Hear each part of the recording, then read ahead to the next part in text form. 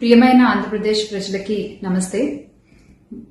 జరిగిన ఎన్నికల్లో ప్రజలిచ్చిన తీర్పుని స్వాగతిస్తున్నాము. ఖచ్చితంగా ఈ క్షేత్ర స్థాయిలో జరిగినటువంటి ఎన్నికల్లో ప్రజలదే అంతిమ తీర్పు. మీ తీర్పుని ఖచ్చితంగా స్వాగతిస్తున్నాం, గౌరవిస్తున్నాను. ముందుగా అఖండ విజయాన్ని మూటగట్టుకున్న కూటమికి ధన్యవాదాలు.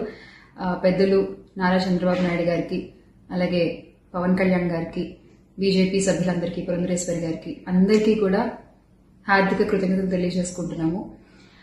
అలాగే వైసీపీ గెలుపు కోసం కష్టపడ్డ ప్రతి కార్యకర్తకి, ప్రతి ఒక్కళ్ళకి, వైసీపీ కుటుంబం మొత్తానికి కూడా పేరు పేరున ధన్యవాదాలు.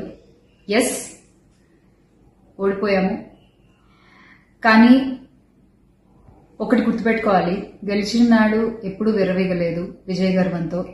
ఓడిపోయిన నాడు ఏనాడు కూడా కుంగిపోలేదు.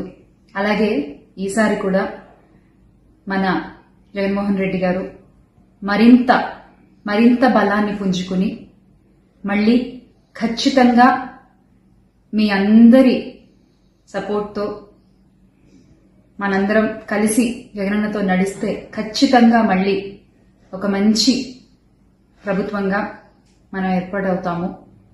దేవుడిపై నమ్మకం ఉంచి ప్రజలకి మంచి జరగాలని కోరుకుంటూ, ఎస్, ఎప్పటికీ జగనన్నతోనే అందరం కలిసి నడుద్దాము, మంచి చేద్దాం. ఏదైనా ప్రజలకి మంచి జరగడం ముఖ్యం. ఈ 5 ఏళ్లు కూడా ఆంధ్రప్రదేశ్కి ఎంత మంచి జరగాలో అంత మంచి జరగాలని మనస్ఫూర్తిగా కోరుకుంటున్నాను. జై వైసీపీ, జై జగన్.